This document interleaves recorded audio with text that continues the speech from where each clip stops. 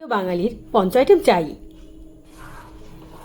Hello বন্ধুরা, ৩৭ minute ব্লগে তোমাদের সকলকে স্বাগত জানাই। তো আজকের ব্লগটা কিন্তু জানতে হলে দেখতে হবে।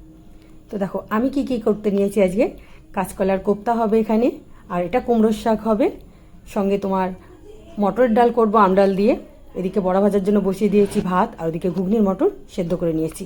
আর এই গরমের মধ্যে এভাবে মানে তেলে কোনো বড়া জাতীয় জিনিস ভাজাটা সত্যি ভীষণ কষ্টের, কিন্তু সেগুলো তো আর বাড়ির মানুষজন বুঝবে না, বিশেষ করে ছেলে মানুষগুলো তারা এইসব ব্যাপারটা কোনো কিছুই বুঝবে না। তো আমার কিন্তু শনিবারের দিনে আমার যেটা মনে হয় বেশি চাপ হয়। অন্য দিন মাছ মাংস সেটা কিন্তু তাড়াতাড়ি এত ভাজা পোড়াটা লাগে না, কিন্তু শনিবার হলেই না মানে তার সঙ্গে 2-3 আইটেমের ভাজা পোড়া নিরামিষ যেন আইটেমের শেষ নেই।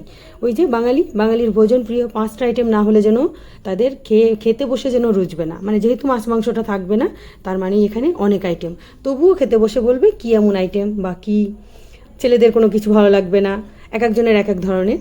চলো, আমার কিন্তু এখানে কলার কোপ্তা করার জন্য কাঁচকলা ওগুলো আস্তে আস্তে ধীরে ধীরে পকোড়া ভেজে নিচ্ছি, কারণ এটাকে চাকা তেলে পুরো ওরকম পকোড়া ভেজে নিয়ে তারপর করতে হবে।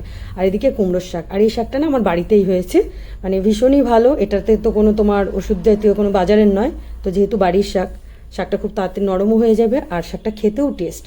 আর এদিকে ঝটপট করে ডালের পকোড়াগুলোও ভেজে নিই, কারণ টক ডাল হবে, টক ডালের সঙ্গে একটু মটর ডালের বড়া ভেজে সেটা কিন্তু দারুণ লাগে খেতে। তো আমাদের বাড়িতে কিন্তু এরকম মটর ডালের বড়া ভাজাটা প্রচণ্ডই খাওয়া হয়, আর নিরামিষ দিনগুলোতে আরও বেশি। কথা বলতে বলতে এদিকে কিন্তু আমার কুমড়োর শাকটা কিন্তু প্রায় রেডি। একটু মিষ্টি, একটু জিরে ভাজা গুঁড়ো দিয়ে দিলাম, আর এদিকে পকোড়াগুলো ভাজা হয়ে গেল। এদিকে গাছের কিন্তু বেগুন, এই বেগুনগুলোও কিন্তু আমার গাছেই হয়েছে, ছোট ছোট, বেশি বড় না, কিন্তু ভালো বেগুনগুলো।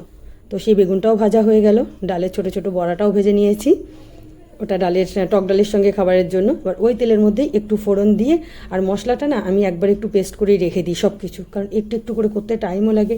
আর বিশেষ করে সকালে স্কুলের টাইমটায় অত তাড়াতাড়ি উঠে না মশলা মানে মিক্সি ঘাড় করতে করতেই টাইমটা কেটে যায়। সেই জন্য আগে থেকে আমি একটু মশলাটা করে রেখে দিই, যাতে দুদিন ওটা চলে যায়। তো মশলাটা কষিয়ে টষিয়ে নিয়ে মিক্সি মেশিন ধোয়া জলটা ওর মধ্যে দিয়ে দিলাম, দিয়ে ওর ভালো করে কষিয়ে নেব।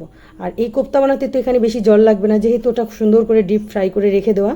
আর এটা খুব সুন্দর, এটা এমনিতে খেতেও খুব ভালো লাগে। কাঁচকলাটা দেখবে বাড়ির বাচ্চারা কিন্তু একদমই খেতে চায় না, সেক্ষেত্রে কিন্তু এভাবে করে কলার কোপ্তা বানালে মানে সেই দিনটা সবাই ভীষণ চেটেপুটে খাবে। আমার বাড়িতে কিন্তু দুজনেই তাই, কারণ এমনিতে কাঁচকলা দিলে সবজি থেকে সেটা বেছে বেছে ফেলে দেবে, মানে ওটা একটা সাইডে রাখা সবজি এরকম একটা ব্যাপারটা।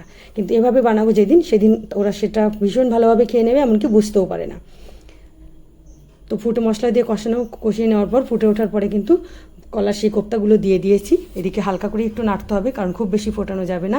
আর এই যে গরম মশলার গুঁড়োটা, এটা কিন্তু আমি বাড়িতেই বানিয়ে রাখি, কারণ আমি বাজারের কেনা গুঁড়ো মশলা, কেনা জিনিসটা খুব কম ইউজ করি।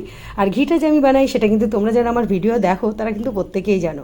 তো লাস্টে একটু ঘি, গরম মশলা এটা তো দিতেই হবে, আর সামান্য একটু মিষ্টি, কারণ এটা একটু মিষ্টি মিষ্টি হবে। আর এদিকে ডালের বড়া, বেগুন ভাজা কমপ্লিট।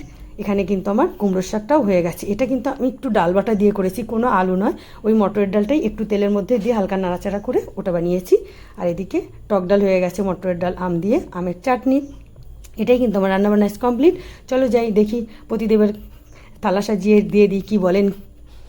থালাতে কিন্তু সাজিয়ে টাজিয়ে তাকে দিয়ে দেওয়া হয়েছে, কারণ ঘরের কর্তাকে আগে খেতে দিয়ে দিই তারপরে। অ্যাকচুয়ালি আমরা সেই নিয়ম মানি না, আমি যা শুধু বললাম, আমরা একসঙ্গেই খাই। আজ একটু সাজিয়ে গুছিয়ে তাকে আগে করেই দেওয়া হলো।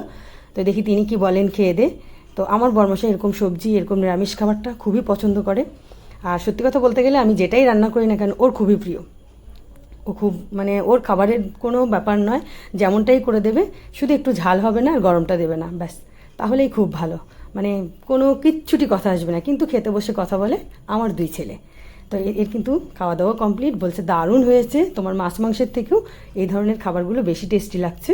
আর এই যে লাস্ট পাতে দই, এই দইটাও কিন্তু আমার ঘরে পাতা টক দই। তো আমার ভিডিওটা কেমন লাগলো, ভালো লাগলো অবশ্যই একটা লাইক কমেন্ট